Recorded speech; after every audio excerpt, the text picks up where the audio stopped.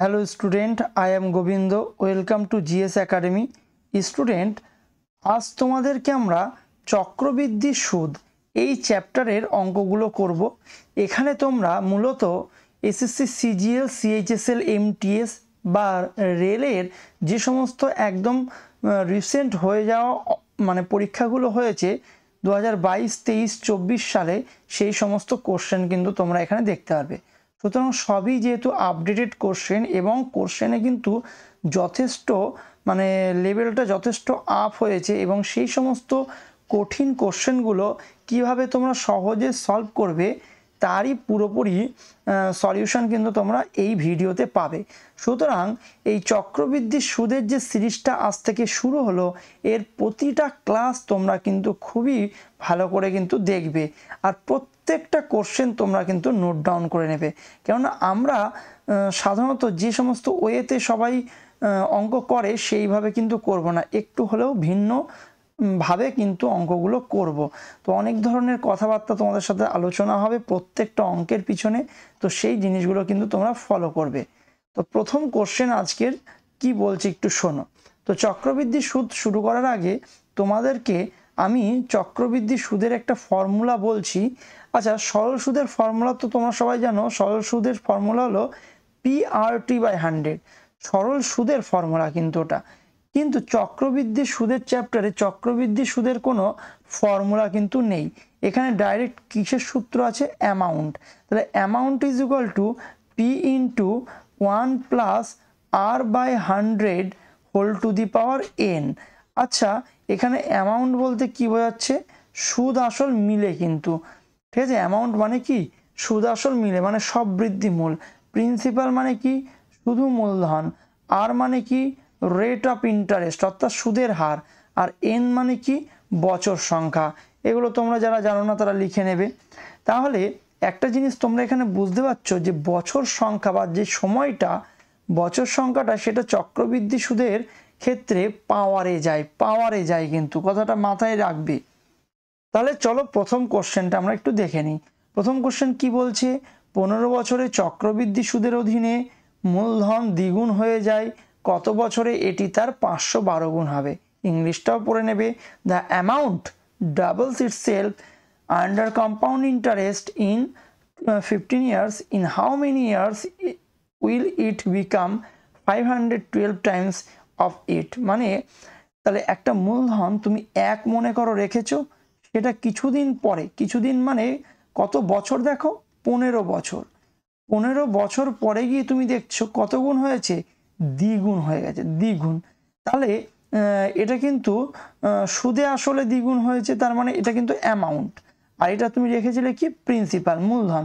তাহলে মূলধন রেখেছিলাম আমি 1, গিয়ে দেখলাম কি 2 হয়ে গেছে কত বছরে? 15 বছরে। আচ্ছা, তোমাকে এবার জিজ্ঞাসা করেছে তাহলে এইটা কত বছরে, তাহলে এই জিনিসটাই কত বছরে তোমার 2-এর পরিবর্তে 512 গুণ হবে? এই যে তোমার লিখিয়ে দিয়েছে 512 গুণ হবে। তাহলে 512 গুণ কত বছর হবে তা বের করতে গেলে তুমি সর্বদা একটা জিনিস খেয়াল রাখবে, প্রথমে যত গুণ দিয়েছিল তারই কোনো কিছুর পাওয়ার এটা বানানো যায় কিনা 512টাকে, ঠিক আছে? আচ্ছা, তোমরা যে নোট খাতা তোমরা বানাও সেই নোট খাতার সামনে একটা বিষয় কিন্তু লিখে রাখবে যেটা তোমাদের সর্বদাই কিন্তু কাজে লাগবে। দেখো, 2 টু দি পাওয়ার 10 মানে কত? 2 টু দি পাওয়ার 10 মানে হলো 1024। মানে যদি 10খানা 2 তুমি গুণ করো তাহলে 1024 হবে, এবং 5টা যদি 2 গুণ করো তাহলে সেটা 32 হবে। পরীক্ষার সময় যখন তুমি করবে তখন নিশ্চয়ই 10টা 2 গুণ করে কত হয় সেটা নিশ্চয়ই দেখবে না। তাহলে 10টা 2 মানে যে 1024, এইটাই জাস্ট খেয়াল রাখবে। আর 1024-এর অর্ধেক কত? 1024-এর অর্ধেক নাকি আমরা জানি 512। তাহলে 1024-এর অর্ধেক কত? 512। তাহলে অর্ধেক মানে কি? 2 দিয়ে ভাগ। তাহলে 2 টু দি পাওয়ার যেটা 10 ছিল সেটা 2 টু দি পাওয়ার কত হয়ে যাবে? 9। মানে একটা 2 ভাগ হয়ে যাবে। তাহলে 512 মানে অ্যাকচুয়ালি কত? 2 এর মাথায় 9। তাহলে আমি এই যে 512 যেটা লিখেছি এটা আমি লিখবো 2 এর মাথায় কত? 9। আর আগে কত ছিল? 2 এর মাথায় কিছু নেই মানে 1 ছিল মনে করো, ঠিক আছে? তাহলে 2 এর মাথায় বলবে যে 1 এসেছে 15 বছরে, 9 আসবে কত বছরে, এই হলো কথা। তাহলে 9 আসবে কত বছরে, 2 এর পাওয়ারে 9 গুণ 15 বছরে, আর 9 গুণ 15 করলে কত হয়, 135 বছর। 135 বছর। অপশান বি হলো এক্ষেত্রে আমার কারেক্ট অ্যান্সার। ঠিক আছে, চলো তার পরের কোশ্চেনটা দেখে নেওয়া যাক। বলছে যে দেখতেই পাচ্ছ অঙ্কটা কিসে এসেছে, এসএসসি জিডি 2022 কিন্তু। চক্রবৃদ্ধি সুদের তোমরা সবাই কিন্তু ইংলিশটাও একটু দেখবে, যারা কিনা এসএসসির সমস্ত এক্সামের জন্য প্রস্তুতি নাও তারাও কিন্তু ইংলিশটাও দেখবে। At what rate of compound interest does a sum of money become 3.375 fold in 3 years compounding annually? বলছে চক্রবৃদ্ধি সুদের কোন হারে অর্থের পরিমাণ 3 বছরে 3.375 গুণ হয়ে যাবে। আচ্ছা, তাহলে সুদের হারটা কত আমাকে বের করতে হবে, তাই তো? তার মানে এখানে যেটা বলতে চেয়েছে, আচ্ছা এখানে আমি আরেকটা কথা তোমাদেরকে খুবই, এই অঙ্কটা করার জন্য আমি তোমাকে শেখাচ্ছি যেটা, সেটা একটুখানি মন দিয়ে দেখো। হ্যাঁ দেখো, এখানে আমি একটা কথা তোমাদেরকে লিখে দিচ্ছি, সেটা সবসময় মাথায় রাখবে। দেখো, যখন চক্রবৃদ্ধি সুদের হার চাইবে, কি বলবে, সুদের হার বার করো, সুদের হার বার করো। হ্যাঁ, কোশ্চেন কি চাইবে, সুদের হার বার করো। আচ্ছা, সুদের হার সবসময় কি বার্ষিক হয়, সুদের হার সবসময় বার্ষিক। বার্ষিক মানে কি, 1 বছরে। সুদের হার সবসময় তাহলে কত বছরে বেরোবে, 1 বছরে। তাহলে সুদের হার যখনই বার করতে দেবে না, তোমরা সর্বদাই 1 বছরে কনভার্ট হবে। কত বছরে কনভার্ট হবে, 1 বছরে কনভার্ট হবে। এই কথাটা তুমি লিখে রাখবে। হ্যাঁ, 1 বছরে কিভাবে কনভার্ট হতে হয়, মনে করো 2 বছরে আছে, তাহলে সেটাকে 1 বছরে কনভার্ট কিভাবে হবে, রুট করে হবে। আচ্ছা, 3 বছরে আছে মনে করো, তাহলে 1 বছরে কনভার্ট হতে গেলে কি করবে, কিউব রুট করবে। ঠিক আছে, মানে বুঝতেই পারছো জিনিসটা। চলো এবার তোমাদের দেখায় এই অঙ্কটা কি বলছে। বলছে চক্রবৃদ্ধি সুদের কোন হারে অর্থের পরিমাণ 3 বছরে 3.375 গুণ হবে।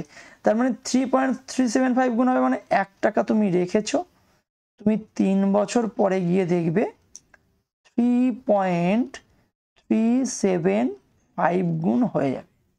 আচ্ছা, 3.375 কত বছরে, 3 বছর। আচ্ছা, তাহলে এই যে 3 বছর, এখান থেকেই আমাকে কি বের করতে হবে, সুদের হার বের করতে হলে আমি তোমাকে শেখালাম একটু আগেই, 1 বছরে কনভার্ট হতে হবে। 1 বছরে কনভার্ট হতে হবে, তাহলেই সুদের হার একমাত্র বেরোবে, বার্ষিক সুদের হার। আচ্ছা, তাহলে যখনই এরকম 3 বছর দেয়া থাকবে না, তখনই তুমি কি করবে, এই 1টাকেও 1-এর কিউব আকারে লিখবে। 1টাকে 1-এর কিউব আকারে লিখবে, বা এখানে যদি মনে করো 8 থাকতো, তাহলে 2-এর কিউব আকারে লিখতে, বুঝেছো? তাহলে 1 যেহেতু রয়েছে, 1-এর কিউবই 1 হয়, আর এই দিকেরটাকেও কিছুর কিউব আকারে লিখবে।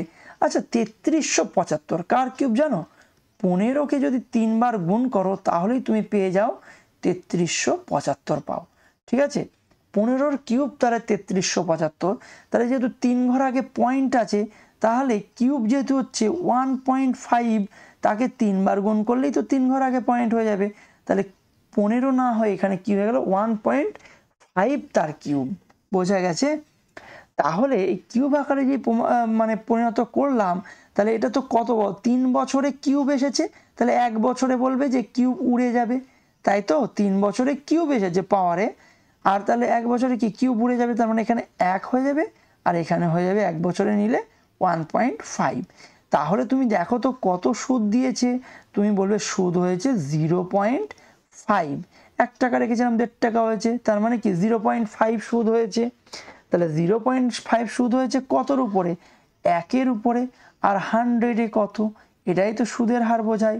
তাহলে এই 5 পয়েন্টের জন্য 1 ঘর আগে পয়েন্ট আছে, একটা শূন্য কেটে গেল, আর 5×10 কত হলো, 50%।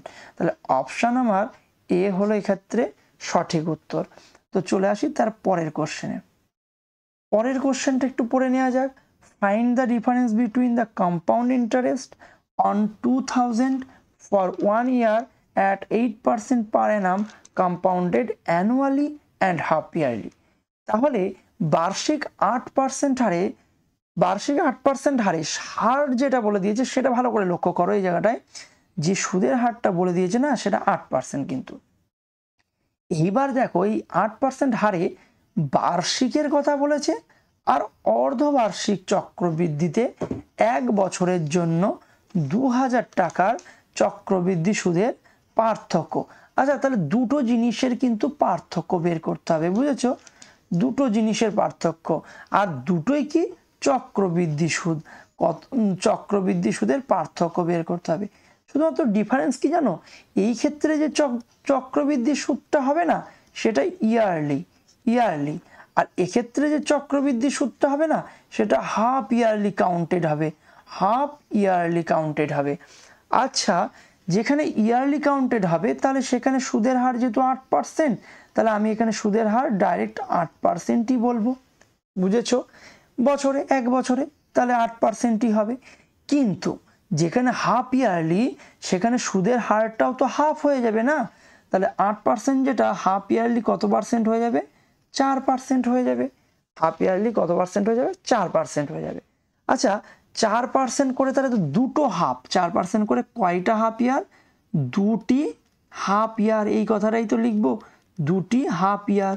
আচ্ছা, তোমরা পার্সেন্টেজ চ্যাপ্টার আশা করি সবাই করেছো, এবং পার্সেন্টেজ চ্যাপ্টারে আমি কিন্তু এইসব জিনিসগুলো আগেই শিখিয়েছি। পরপর মনে করো দুখানা যদি পার্সেন্টেজ হয়, মনে করো 10% আর 10%, তাহলে এর একটা সাকসেসিভ রেট অফ ইন্টারেস্টের একটা সূত্র আছে, যেটাকে আমরা বলে থাকি x plus y plus x y by কত 100, এই হলো সূত্র। তাহলে এইখানে 4% সাকসেসিভ করব, তাহলে 4%-এর ক্ষেত্রে সূত্র কত হবে? তুমি বলবে 4%-এর জন্য সূত্র হবে 4 যোগ 4 প্লাস 4 ইন্টু 4/100, তাই তো? এই হলো সূত্র। এটা হিসাব করলে দেখো 4 যোগ 4 করলে কত হয়? 8 হবে, আর 4 4 কত হয়? 16 হয়। তাহলে আর 100 দিয়ে ভাগ, তার মানে কি 0.16, 100 দিয়ে ভাগ করা মানে কি 2 আর আগে পয়েন্ট, তাহলে 8.16% হলো। তাহলে তোমরা এই ক্ষেত্রে কিন্তু 8% সুদ পেয়েছিলে, আর এখানে হাফ ইয়ারলি হওয়ার কারণে সুদের হারটা কত হয়ে গেল? 8.16% হয়ে গেল। দেখেছো, যেটা কিনা দুবার হিসাবে হয়েছে বলে সাকসেসিভ করে 8.16% হয়েছে। তাহলে বলো তো এদের মধ্যে পার্থক্য কত পার্সেন্ট হবে? এদের মধ্যে গ্যাপটা হবে 0.16%-এর গ্যাপ হবে। আচ্ছা, তাহলে এই যে এত পার্সেন্টটাই বের করতে হবে কত টাকার উপরে? 2000 টাকার উপরে। 2000 টাকার উপরে 0.16%, ভাঙা মানে জানো তো? পার্সেন্ট ভাঙা মানে 100 দিয়ে ভাগ। আচ্ছা, তাহলে দুটো শূন্য কাটছে, এখানেও দুটো শূন্য কাটছে। আচ্ছা, 16 দুগুণী কত হয়? 32। 16 দুগুণী কত হয়? 32, বা 16 দুগুণী 32 হয়, আর একটা শূন্য, তাহলে 320 হবে। আর 2 ঘর আগে পয়েন্ট ছিল না, তাহলে এখানেও 2 ঘর আগে পয়েন্ট বসাতে হবে, মানে 3.20 হবে উত্তর এক্ষেত্রে। তাহলে পার্থক্য কত? 3.20। চলে আসি তার পরের অঙ্কে। পরের অঙ্কটা কি বলছে? এ সাম অফ 9500 becomes 11,700.95 পয়সা মনে করো in 2 years at compound interest. What is the rate of interest? তাহলে এই অঙ্কটাতেও তুমি যেই পড়া শেষ হয়েছে বাংলায় তোমরা পড়ে নিয়েছো, চক্রবৃদ্ধি সুদে 2 বছরে এত টাকার মূলধন 11,704.95 হয়ে যাচ্ছে। তাহলে সুদের হার কত? তাহলে সুদের হার যেই বার করতে দিল, আমি বুঝে গেছি, তোমাদের একটু আগেই শিখিয়েছিলাম, দেখে নাও তো প্রত্যেকে এই জায়গাটায় মনে আছে কিনা। সুদের হার বার করতে দিলে আমি সবসময় কত বছরে কনভার্ট হতে বলেছিলাম? 1 বছরে। তাহলে এই অঙ্কটাতেও আমি 1 বছরে কনভার্ট হব। হ্যাঁ, তাহলে দেখো তুমি রেখেছিলে কত টাকা? 9,500 টাকা, বুঝেছো? আর তুমি 2 বছর পরে গিয়ে যখনই দেখছো, 2 বছর পরে গিয়ে দেখছো 11,704.95 টাকা কিন্তু হয়ে গেছে, 11,704.95 হয়ে গেছে। আচ্ছা, তাহলে এই যে যদি পয়েন্টটা তোলা হয়, তাহলে এদিকে দুটো শূন্য চলে আসবে না? কারণ এরা দুটো তো অনুপাত, একদিকে প্রিন্সিপাল রয়েছে আর একদিকে কি রয়েছে? অ্যামাউন্ট রয়েছে। এরা দুটো অনুপাতে আছে মনে করো, এদের পয়েন্ট তুললে ওদিকে দুটো শূন্য চলে আসবে। তাহলে এইবার যদি কাটাকুটি করি 5 দিয়ে কাটলে 5 19 95 আর কত 4টে শূন্য। আর এখানেও যদি কাটাকুটি করি, জাস্ট কাটাকুটি করছি কিন্তু 2 বছর চেঞ্জ হচ্ছে না। আচ্ছা 5 দুগুনি 10, 3 5 15, 4 5 20, তারপরে হলো একটা শূন্য নিতে হবে 2 ঘর নামানোর জন্য, 5 নং 45, তারপরে থাকে আবার 4, 5 নং 45, এইটা হবে। আবার যদি আমি 19 দিয়ে কাটি 19 অক্ষে 19, 3টে শূন্য।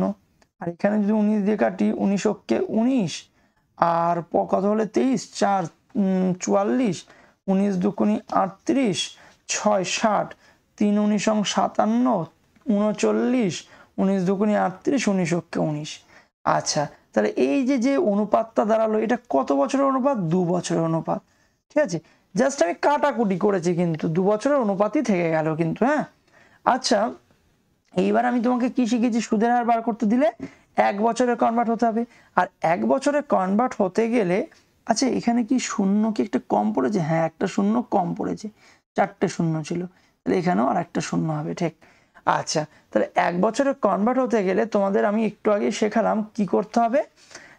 কিছুর এইটা যেহেতু 2 বছর রয়েছে না, তাহলে এইটাকেও কিছুর একটা স্কোয়ার দেখে নাও। তুমি সেই এইখানেও লিখেছিলাম 1 বছরে কনভার্ট হতে গেলে এই একটাকে কি লিখেছিলাম, এখানে 3 বছর ছিল বলে কিউব আকারে লিখেছিলাম, তাহলে এইখানে 2 বছর আছে বলে তাহলে আমি স্কোয়ার আকারে লিখবো। আচ্ছা এই জিনিসটা তো 100-র স্কোয়ার না, এই জিনিসটা তো 100-র স্কোয়ার। আর এই জিনিসটা কতর স্কোয়ার কেউ জানো? এই জিনিসটা হলো 111-র স্কোয়ার। এটা কার স্কোয়ার? 111-র স্কোয়ার। আচ্ছা বিষয়টা আমি কিছু একটু ভেঙে চুরে বলবো তোমাকে এখনই। তাহলে 111-র স্কোয়ার, ঠিক আছে। তাহলে 2 বছর থেকে যেই আমি 1 বছরে কনভার্ট হব, এই স্কোয়ার কি হয়ে যাবে? উঠে যাবে। স্কোয়ার উঠে গেলে আমি এখানে কত বলবো? 100 টাকা, আর এখানে বলবো 111 টাকা।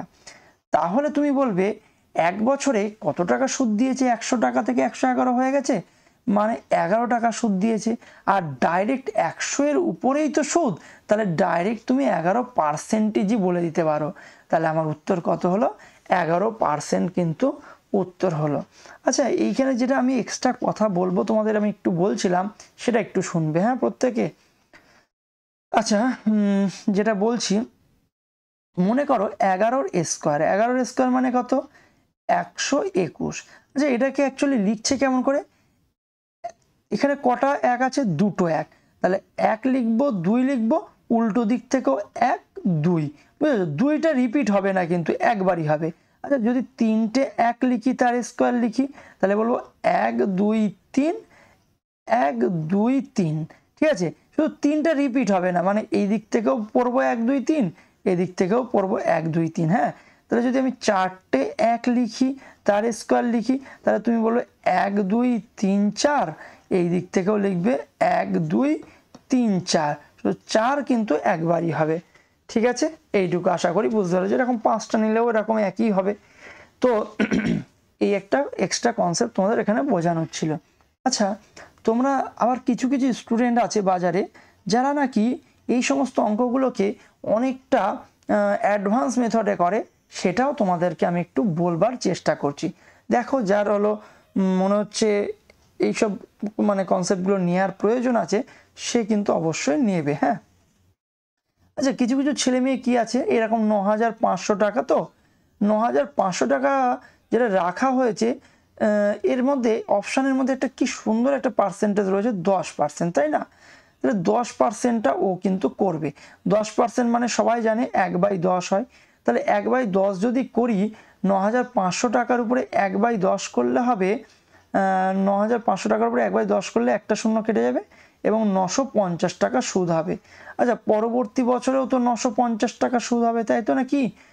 আর এই সুদের একটা সুদ হবে না, সেটাও তো 1/10 আকারে, অর্থাৎ 95 টাকা হবে। তাহলে এইগুলো যদি যোগ করি, তাহলে 9 9 1800 আর 50 50 100, মানে 1900, 1800 আর 100 কত? 1995। 1900 আর এই যে 95 টাকাটা রয়েছে, তাহলে 1995 টাকা হচ্ছে, তাই তো? তাহলে আমি দেখছি 10% হিসাব করলে 10% হিসাব করলে 1995 টাকা সুদ হচ্ছে, তাই তো? কিন্তু এইখানে অ্যাকচুয়ালি 9500 টাকা রাখা হয়েছিল, যেটা 11700 হয়েছে, অর্থাৎ ৯৫০০ থেকে ১১৭০০ হওয়া মানে ২২০০, মানে ২০০০-এর থেকেও বেশি সুদ হতে হবে, তাই তো? তাহলে ২০০০-এর থেকেও বেশি সুদ পেতে গেলে 10%-এর থেকেও বেশি উত্তর হতে হবে, আর 10%-এর থেকে বেশি উত্তর এখানে কি ছিল? 11%। ও সেটাই করে দেবে, ঠিক আছে? তো এরকম কিছু কিছু কনসেপ্ট আছে যেটা কিনা অনেকে ইউজ করে, তো সেরকম সব ধরনেরই আমি কনসেপ্ট তোমাদের বলতে যাব। তো 4-এর এও নাকি একই ধরনের একটা অঙ্ক। আচ্ছা, 4-এর এ দাগে আমি হয়তো অন্য কোনো মেথডও করতে পারি। তো চলো দেখে নেওয়া যাক কি বলতে চাইছি। বলছে যে ২৪০০ টাকা রাখা হয়েছে, সেটা ৩৬৫০.১০ টাকায় পরিণত হয়েছে ৩ বছরে। তাহলে কত টাকা তুমি রেখেছিলে? ২৪০০ টাকা রেখেছিলে, সেটা হয়ে গেছে কত? ৩৬৫০.১০ টাকা হয়ে গেছে, ঠিক আছে? কত বছরে? ৩ বছরে হয়েছে, 3 বছরে হয়েছে।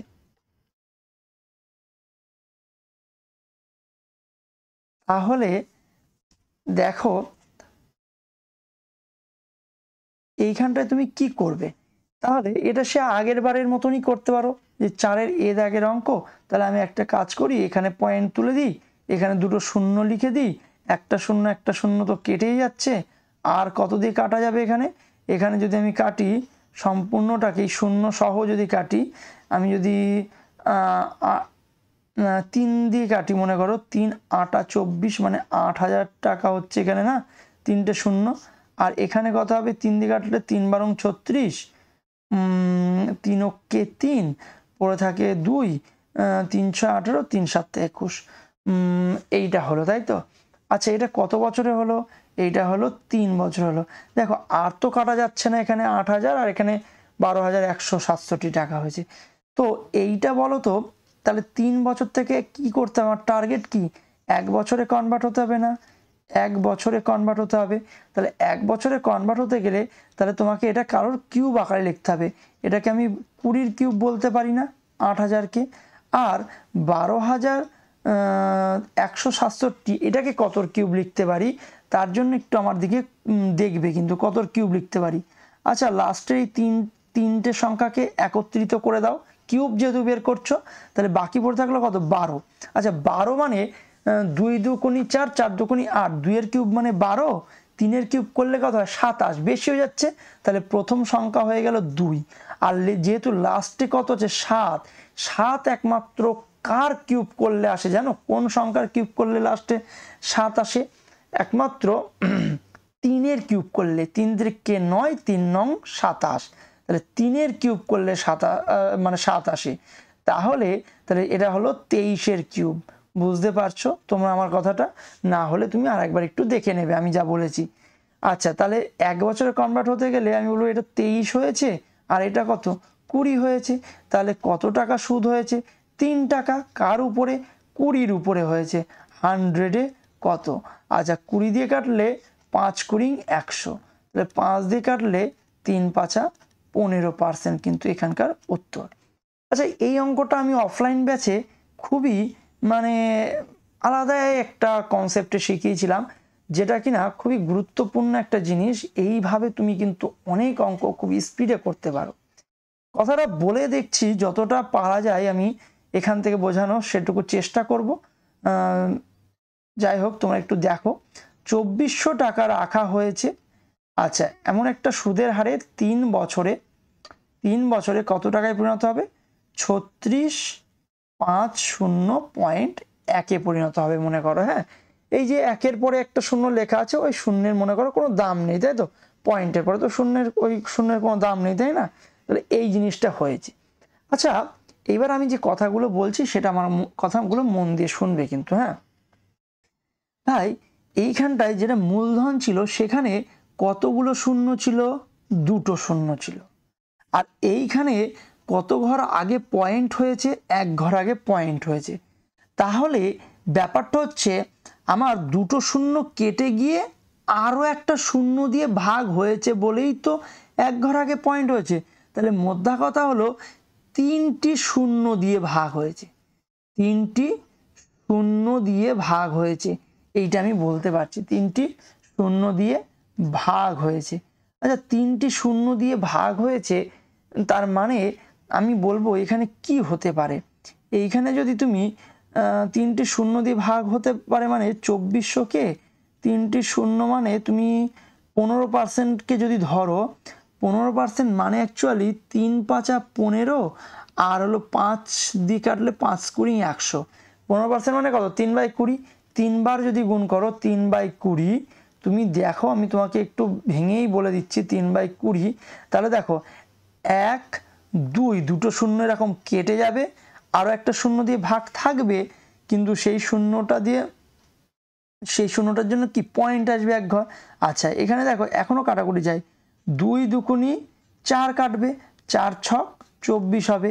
আচ্ছা এখানে 10 দুগুণি 20 আর এখানে 3 দুগুণি 6, তাহলে মোট কয়টা 3 উপরে রয়েছে দেখো তো? 3 3কে 9, 3 নং 27 7, 3 7 21 1, তাহলে লাস্টে পয়েন্ট কত আসবে? 1 আসবে, যেহেতু 10 দিয়ে ভাগ হচ্ছে তাহলে লাস্টে পয়েন্ট 1 আসবে। এইটাই আমার টার্গেট ছিল, ঠিক আছে। আচ্ছা অনেকে বলতে পারে তার মানে 3টে শূন্য দিয়ে ভাগ, তাই তো? এটা একমাত্র 15%-এ আসে, কেননা 15%-এ কি হচ্ছে? 3/20 হচ্ছে, মানে এক একটা শূন্য দিয়ে ভাগ। অনেকে আমাকে বলতে পারে, যেটা অফলাইন ব্যাচে আমাকে করেছিল এই কোশ্চেনটা, দাদা 12%-এও তো একটাই শূন্য আসবে নিচে, কেননা 12/100 যদি করি, কাটাকুটি করলে মনে করো 6 দুগুণি 12 আর 50 দুগুণি 100, আরও বেশিও কেটে দেওয়া যায়। 4 দিয়ে কাটলে যদি 14%টা নিতাম, মনে করো 7 দুগুণি 14 আর 50 দুগুণি 100, তাহলে এখানেও তো একটা শূন্য দিয়ে ভাগ, কিন্তু তা নয়, একটা শূন্য দিয়ে ভাগ নয়, এই 5ও কিন্তু একটা শূন্যের রোল প্লে করে। কেননা জানো? কেননা 5 দিয়ে ভাগ মানেই দেখো ভাই, মনে করো আমি একটা সংখ্যা লিখছি 12, 12কে 5 দিয়ে ভাগ করা মানে জানো তো 12 দুগুণি 24, 2.4 হবে এটা অ্যাকচুয়ালি। কেন? তাহলে পয়েন্ট কেন এলো? তার কারণ হলো, পয়েন্ট এলো তার কারণ হলো 5 দিয়ে ভাগ করা মানে তোমার 5 দুগুণি 10 উপর নিচে গুণ করে নিতে হয়। হ্যাঁ, তাহলে 5-এর জন্য কিন্তু সেই পয়েন্ট তোমার আসতেই থাকবে। 50 দিয়ে ভাগ করা মানে অ্যাকচুয়ালি দুটো শূন্য দিয়েই ভাগ করা হয়ে যায়। চলে আসি পরের অঙ্কে। 4-এর বি দাগের অঙ্ক কি বলছে? 2 বছরে, এটা দেখছো তোমরা ডিপি মানে দিল্লি পুলিশ কনস্টেবলের 2023 সালের একদম রিসেন্ট ঘটে যাওয়া যে পরীক্ষা, সেই পরীক্ষার অঙ্ক। 2 বছর এবং 3 বছরে চক্রবৃদ্ধি হারে একটি নির্দিষ্ট অর্থ সুদে মূলে যথাক্রমে 12,260 আর 12,873 টাকা হয়। তাহলে সুদের হার কত? এইটা খুব সুন্দর একটা অঙ্ক হবে। তাহলে একটা মূলধন মনে করো, সেটা মনে করো 2 বছরে কত টাকা হয়েছে? 2 বছরে হয়েছে 12,260 টাকা হয়েছে। আর 3 বছর মানে কত? আর 1 বছর পার করলেই তো 3 বছর হয়ে যাবে, 2 আর 1 3 হয়, তাই তো? আর 1 বছরে কত টাকা হয়েছে? 12,873 টাকা হয়েছে। তাহলে তুমি বলবে এই 1 বছরের সুদ কত? 1 বছরের সুদ হলো, দেখো এখানে সুদের হার বের করাটা কেন চাপের নয়, কেননা এর মধ্যে গ্যাপটা 1 বছরের হয়ে গেছে তাই। তাহলে এখানে আমি দেখতে পাচ্ছি সুদ কত বাদ দিলে আমি পেয়ে যাব, এখানে হলো 13 আর 2 বাদ দিলে 613। তাহলে 613 টাকা সুদ কার উপরে? নিশ্চয়ই এই টাকাটার উপরে, 12,260 টাকার উপরে। 100-এ কত? তাহলে একটা শূন্য কেটে গেল, 613 দুগুণি 1226, 2 দিয়ে কাটলে 5 দুগুণি 10, তাহলে 5% হবে আমার উত্তর, অর্থাৎ অপশান এ হলো এখানকার কারেক্ট অ্যান্সার। তো চলে আসি তারপরের কোশ্চেনে। তারপরের কোশ্চেন কি বলছে দেখো, একটি নির্দিষ্ট হারে চক্রবৃদ্ধি সুদের পরিমাণ 2 বছরে 9,680 আর 4 বছরে এত টাকা হয়ে যায়, তাহলেও আমার অঙ্কের কোশ্চেন কি? সুদের হার। আচ্ছা আমি দেখতেই পাচ্ছ তোমরা যে সমস্ত অঙ্কগুলো পরপর করাচ্ছি সেগুলো কিন্তু সবই কনসেপচুয়াল কোশ্চেন কিন্তু, এবং এটাও নাকি ডিপি দিল্লি পুলিশ কনস্টেবল 2023-এর পরীক্ষায় এসেছে। সুতরাং তুমি দেখো একটু বিষয়টা এখানেও কিভাবে করছি আমি। তাহলে পি মনে করো মূলধন, সেটা 2 বছরে কত বলেছে? 2 বছরে বলেছে 9,680 টাকায় পরিণত হয়েছে। আর 4 বছর মানে কি? আরও 2 বছর না, 4 বছর মানে আরও 2 বছর না, আরও 2 বছরে কত টাকায় পরিণত হয়েছে? 11,700, 11,000 কত 712, আচ্ছা 11,712.80 টাকায় পরিণত হয়েছে। ঠিক আছে, তাহলে দেখো আগের বার যেটা এখানে 1 বছরের গ্যাপ ছিল, এবার কিন্তু 2 বছরের গ্যাপে পরিণত হয়ে গেছে। তাহলে 2 বছরের গ্যাপে পরিণত হয়েছে, তাহলে আমি বলবো যে কিভাবে আমি এখান থেকে সুদের হার বার করব? সেই আগের বারের মতনই করতে পারো। কি করতে পারো? যে এইটাকে এই পয়েন্টটা তুলে দিয়ে ওই পাশে দুটো শূন্য লিখে কাটাকুটি করে কিছু স্কোয়ার আকারে লিখতে পারো, অথবা তুমি আর একটা কাজ করতে পারো, যেটাই নাকি সবচেয়ে সেরা মেথড আমি বলবো। ঠিক আছে, এই মেথডটা তোমাদের শিখে নেওয়া অতি প্রয়োজনীয় কিন্তু। ঠিক আছে, দেখো ভাই, এখানে যে সমস্ত পার্সেন্টগুলো দিয়েছে সেই পার্সেন্টগুলোর মধ্যে থেকে যদি আমি 10%কে নিয়ে আলোচনা করি, ডাইরেক্ট তোমাকে উত্তর নিয়েই আমি দেখাচ্ছি, তারপরে অন্যগুলো কেন হতো না সেগুলোও বলবো। হ্যাঁ, 10% যদি নিতাম, 10% মানে কত হতো? 1/10 না, দুবার গুণ না 1/10। তার মানে তুমি বলবে একটা শূন্য কাটছে আর একটা শূন্য দিয়ে এখনো ভাগ, তাহলে এক ঘর আগে পয়েন্ট হবে। এই শূন্যের তো কোনো দাম নেই, দেখো তো তাহলে এক ঘর আগে পয়েন্ট হলো না? একদম হয়েছে। এবং দেখো আর একটা জিনিস, এই দুবার গুণ করার ফলে এখানে তো উপরে কত আছে? 1 আছে না? দুটোরই উপরে কত আছে? 1, তাহলে এককে 1, আর এই যে 8 গুণ হবে, তাহলে 8কে 8, এই দেখো লাস্ট ডিজিট কত আছে? 8 আছে। ঠিক মিলে গেল। কিন্তু এখানে যদি বাই চান্স তুমি 20% নিতে, তাহলে 20% মানে 20% মানে কি 2/10 হতো, দুবার গুণ হতো। দুবার গুণ হলে কি হবে? পয়েন্টটা মিলবে কিন্তু এক ঘর আগে, কিন্তু ইউনিট ডিজিট মিলবে না। দেখো এখানে 8 দুগুণই কত হতো? 16-র 6, আর 6 দুগুণই 12-র 2 হতো। মানে পয়েন্ট যদি 2 বসানো থাকতো তাহলে আমি 20%-এর টিক মেরে বেরিয়ে যেতাম, আর পয়েন্ট যেহেতু 8 লেখা রয়েছে, পয়েন্ট 8, তাহলে আমি 10%-এর টিক মেরে বেরিয়ে যাব। আশা করি তোমরা বুঝতে পেরেছো। আর না হলে তোমরা কি করবে? পয়েন্ট তুলে দিয়ে সেই কাটাকুটি করে স্কোয়ার আকার পরিণত করে সেই লেন্দি মেথড করতে থাকবে। কিন্তু ওইভাবে আস্তে আস্তে কিন্তু ধীরে ধীরে ওই জিনিসটা চেঞ্জ করতে হবে তোমাদের। আচ্ছা, এর পরের অঙ্কটা কি বলছে? বার্ষিক 7.5% চক্রবৃদ্ধি হারে 1 বছর 4 মাসের জন্য 20,000 টাকা বিনিয়োগ করা হয়েছে। তাহলে চক্রবৃদ্ধি সুদ কত হবে সেটা তোমাকে বার করতে হবে। দেখতে পাচ্ছ অঙ্কটা কিসে এসেছে? রেলের গ্রুপ ডির পরীক্ষায়, তা আবার 2022 সালে, একদম লাস্ট এক্সাম কিন্তু গ্রুপ ডির। ঠিক আছে, তাহলে অঙ্কটায় যেটা স্পেশালি চেয়েছে সেটা হলো 1 বছর 4 মাস। আমরা তো 1 বছর করেছি, 2 বছর করেছি, 3 বছর করেছি, কিন্তু 1 বছর 4 মাস কি করে বের করব? এটা অনেকের কাছে কিন্তু প্রশ্ন হতে পারে। আচ্ছা, তাহলে আমি এটা তোমাদেরকে করা শিখিয়ে দিচ্ছি। হ্যাঁ, কিভাবে করবে। খুব ইন্টারেস্টিং একটা মেথড তুমি দেখতে চলেছো। তো দেখো প্রথমে, আচ্ছা 15% মানে কত হয়? 15% মানে তোমরা জানো 3/20 হয়। 15% মানে কত? 3/20, কারণ 5 দিয়ে কাটলে 3 5 15, 5 × 100। কিন্তু 15-রই হাফ কত? 7.5% না? 15-র হাফ কত? 7.5%। তাহলে এরও হাফ হয়ে যাবে। এর হাফ মানে 2 দিয়ে ভাগ, তাহলে 2 দিয়ে ভাগ হলে 3/20 না হয়ে 20 দুগুণই কত হয়ে যাবে? 40 হয়ে যাবে। তাহলে 7.5% মানে যে কত সেটা কিন্তু আমি তাড়াহুড়ো করেই বের করে ফেললাম, 3/40।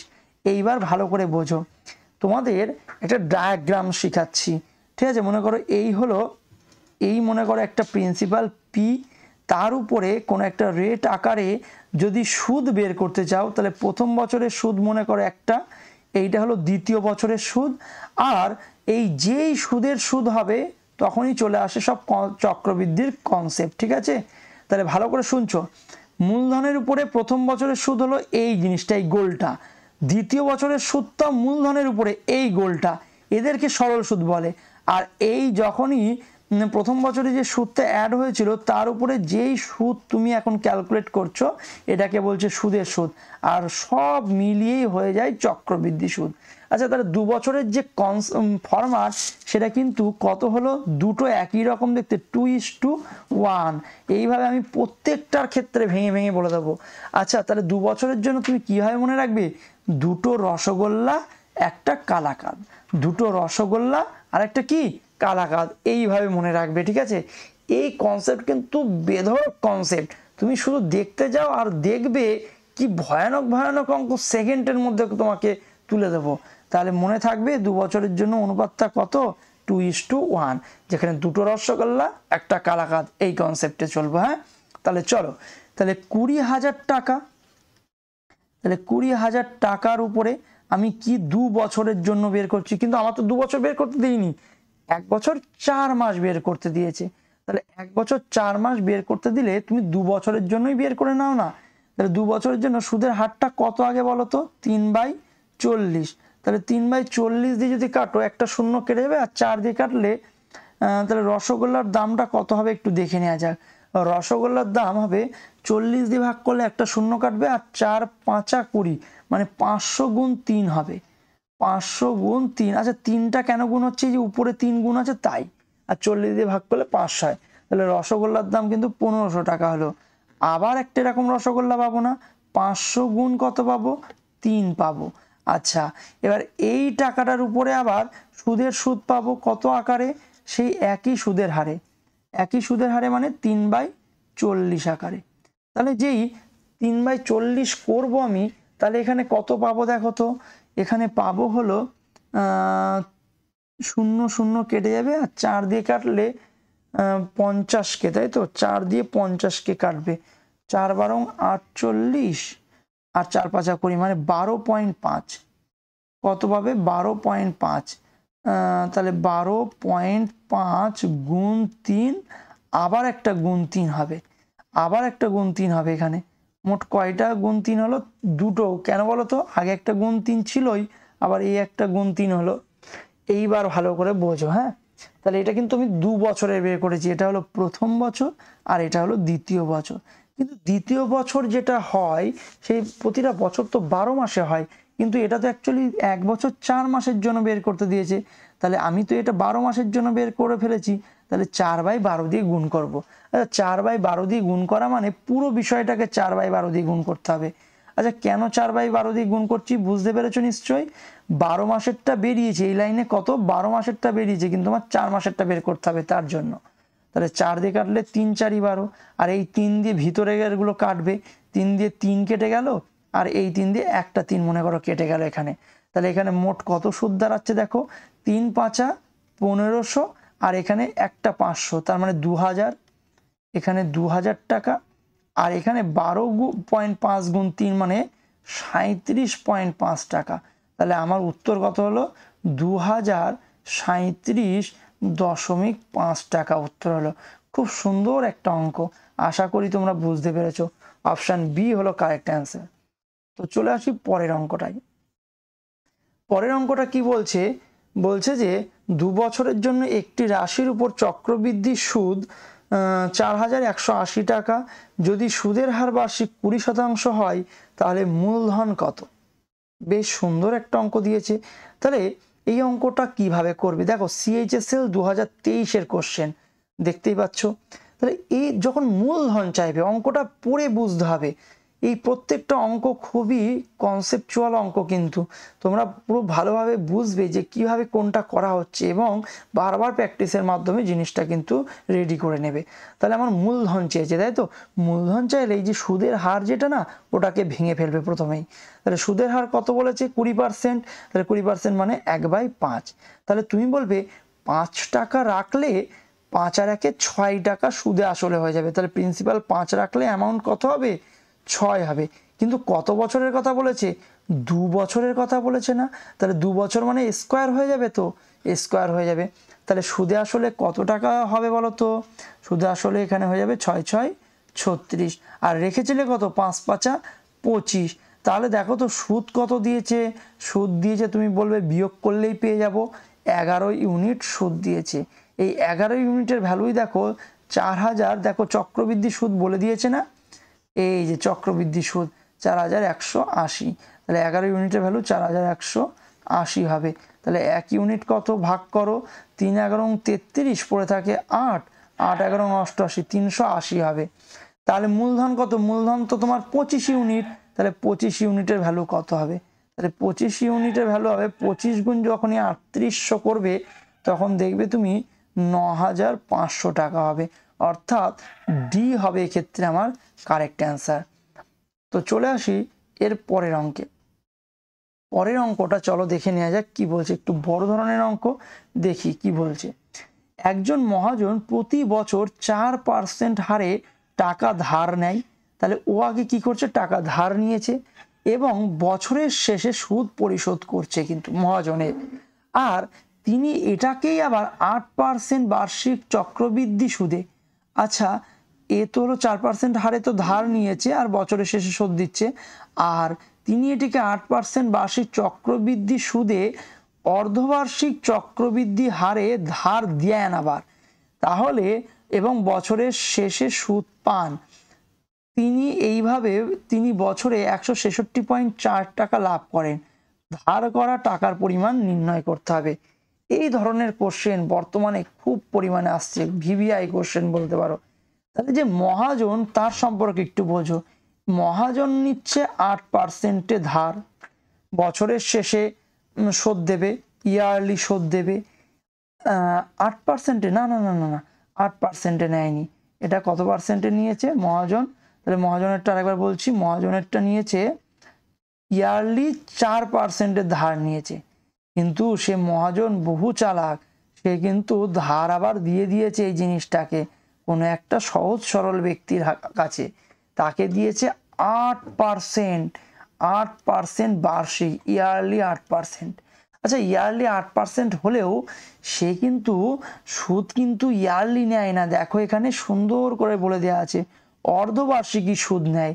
তাহলে অর্ধবার্ষিকী সুদ নিলে 8%টা 4% হয়ে যাবে না? অর্ধবার্ষিক মানে কি, হাফ ইয়ারলি 4% হয়ে যাবে, 4% সুদ হয়ে যাবে।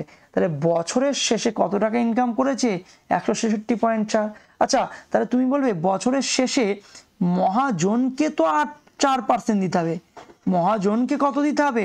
4% দিতে হবে মহাজনকে। কিন্তু মহাজন ওই সহজ সরল ব্যক্তির কাছ থেকে কত নেবে? ও তো 4%-এর দুটো হাফ ইয়ার হিসাবে নেবে। তাহলে সেই সাকসেসিভ রেট অফ ইন্টারেস্ট মারবো, তাহলে 4 + 4, এটা দেখবে শিখিয়েছিলাম তোমাদের, এই অঙ্কটাই শিখিয়েছিলাম না, এরও আগে হয়তো শিখিয়েছিলাম, তোমরা একটু দেখে নেবে, ঠিক আছে? আগে শিখিয়ে দিয়েছি, দেখে নিও একটু। তাহলে 4 + 4 প্লাস 4 × 4/100, তাই তো 4 4 তাহলে কত হয়ে গেল? 16/100। এটা করলে পরে দেখবে 8.16% তোমার ইনকাম হচ্ছে। তাহলে মহাজনকে দিতে হবে কত? 4% মানে শোধ দিতে হবে, আর ওই সহজ সরল ব্যক্তির কাছে কত তুলবে? 8.16% তুলবে। মানে কত পার্সেন্ট সুদ ওর লাভ হচ্ছে দেখো তো, বিয়োগ করলে পেয়ে যাবে 4.16% লাভ হচ্ছে। আর এইটাই বলে দিয়েছে 166.4 টাকা। তাহলে 1% = কত আমি যদি দেখতে যাই, দেখো এদিকে 2 ঘর আগে পয়েন্ট আর এদিকে 1 ঘর আগে পয়েন্ট, তাহলে এখানে একটা জাস্ট শূন্য হবে না? তাহলে 1% = 416 দিয়ে যদি ভাগ করি, 416 দিয়ে যদি ভাগ করি, 4 × 4 = 16, 464। আচ্ছা 4 বাদ যাবে, এইটা আর শূন্য হবে, 1% মানে 40 টাকা। আর তোমাকে কি চেয়েছে, কত পরিমাণ ধার নিয়েছিল? ধার তো সবসময় 100% নিয়ে থাকে, তাহলে 100%-এর ভ্যালু 4000 টাকা হবে। তাহলে 4000 টাকা, অপশন 4 উত্তর, ঠিক আছে? এবার দেখো 9 দাগের কোশ্চেন, ঠিক আছে? মোট 10টা কোশ্চেন নিয়েছি তোমাদের আজকে। তো 9 দাগের কোশ্চেনটা কি বলছে, 3 বছরের জন্য একটি নির্দিষ্ট হারে 24,000-এর সরল সুদ। আচ্ছা অঙ্কে আবার সরল সুদ ঢুকেছে কিন্তু, হ্যাঁ সরল সুদ হলো 7,200 টাকা। একই হারে একই সময়ের জন্য একই রাশিতে চক্রবৃদ্ধি সুদ কত হবে? আচ্ছা তাহলে চলো দেখে নেওয়া যাক কিভাবে আমরা করব। 3 বছরের কথা বলেছে তাই তো?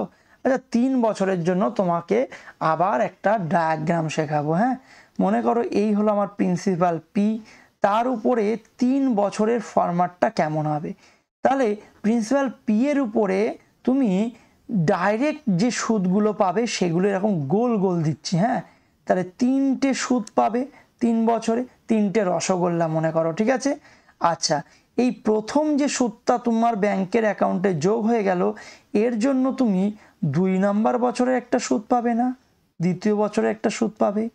এইটার উপরে আবার তৃতীয় বছরেরও একটা সুদ পাবে। আচ্ছা, এই টাকাটা তোমার অ্যাড হয়েছে কখন? দ্বিতীয় বছরে, তাহলে তার উপরেও তৃতীয় বছরে একটা সুদ পাবে। আচ্ছা, এই টাকাটা কখন অ্যাড হয়েছে? দ্বিতীয় বছরে, তাহলে এর উপরে তুমি আর একটা সুদ পাবে। এটা একটু আলাদা রকম লিখলাম, তাহলে ভালো করে বুঝবে। তাহলে মূলধনের উপরে সুদগুলো কি? রসগোল্লা। মূলধনের উপরে রসগোল্লা সুদ 3 বছরে 3টে রসগোল্লা, ঠিক আছে?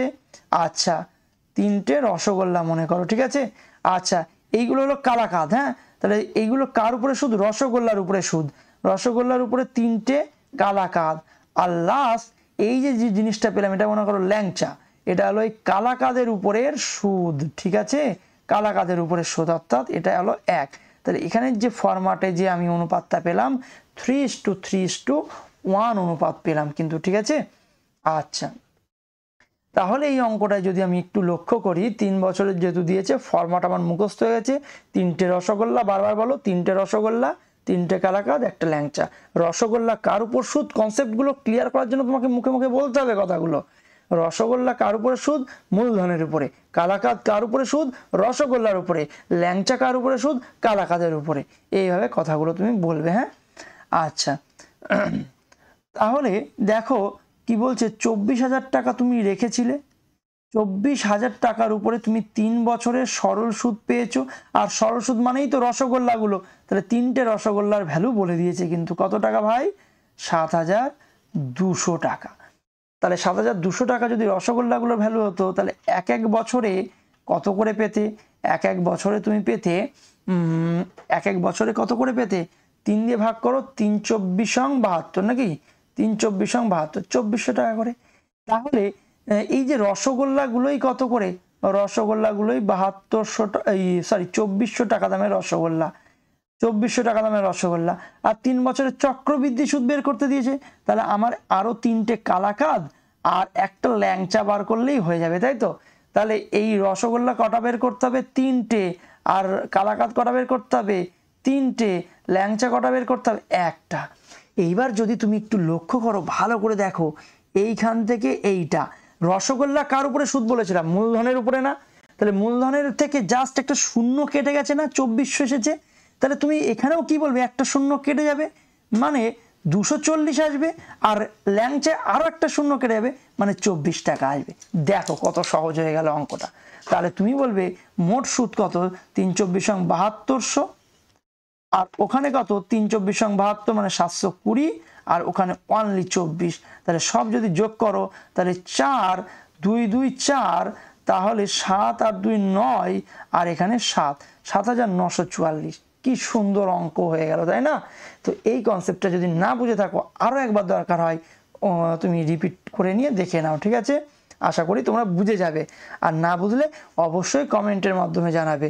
আমি কিন্তু এখন রাত প্রায় 12টা বেজে গেছে এবং সারা দিন কিন্তু পরিশ্রম করে এসে তোমাদের জন্য এই ভিডিও কিন্তু বানাচ্ছি তোমাদের জন্য, ঠিক আছে? তো তবু তোমরা একটু কিন্তু রেসপন্স করো এই অঙ্কের প্রতি। তো চলে আসি তার পরের অঙ্ক, লাস্ট কোশ্চেন আজকে। এটা দেখো ডিপি কনস্টেবল 2022-এর কোশ্চেন, ঠিক আছে? তো কি বলছে দেখে নি। হেড কনস্টেবল যদিও বলছে, বিনিয়োগ করা অর্থের উপর 3 বছরের জন্য চক্রবৃদ্ধি সুদ 800 টাকা এবং 4 বছরের জন্য 840 টাকা। তাহলে সুদের হার নির্ণয় করো। আচ্ছা, এইবার যে অঙ্ক, এ কিন্তু চরম ইম্পর্টেন্ট অঙ্ক। 3 বছরের কিন্তু কি বলেছে? শুধু চক্রবৃদ্ধি সুদ, নট এটা সুদে আসলে কিন্তু, ঠিক আছে? তাহলে সুদের হার বার করতে হবে। খুব একটা কঠিন না, সহজই অঙ্ক।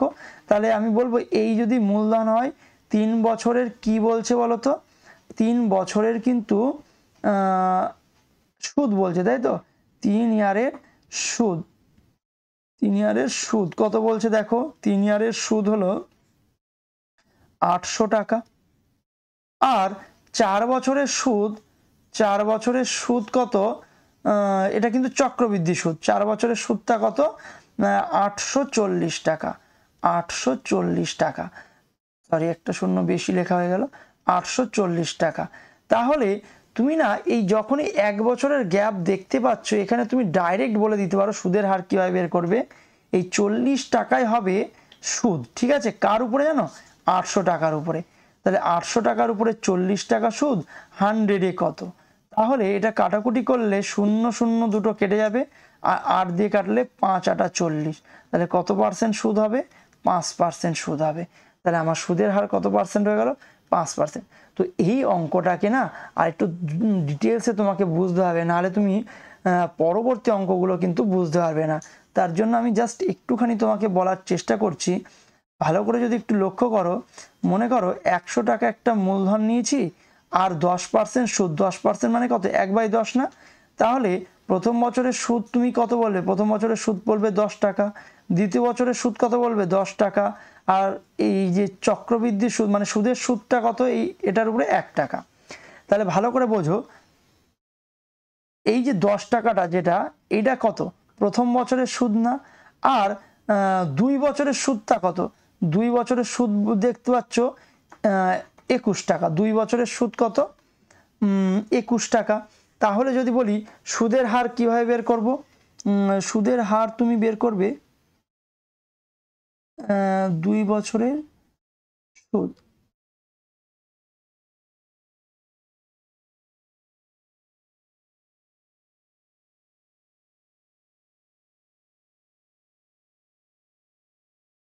ফোর ইয়ার চক্রবৃদ্ধি সুদ, তাই তো? তাহলে 2 বছরের সুদটা কত? 21 টাকা। তাহলে তোমার সুদ কত দাঁড়াচ্ছে এখানে? এখানে 11 টাকা সুদ দাঁড়াচ্ছে, তাই তো? কত টাকার উপরে?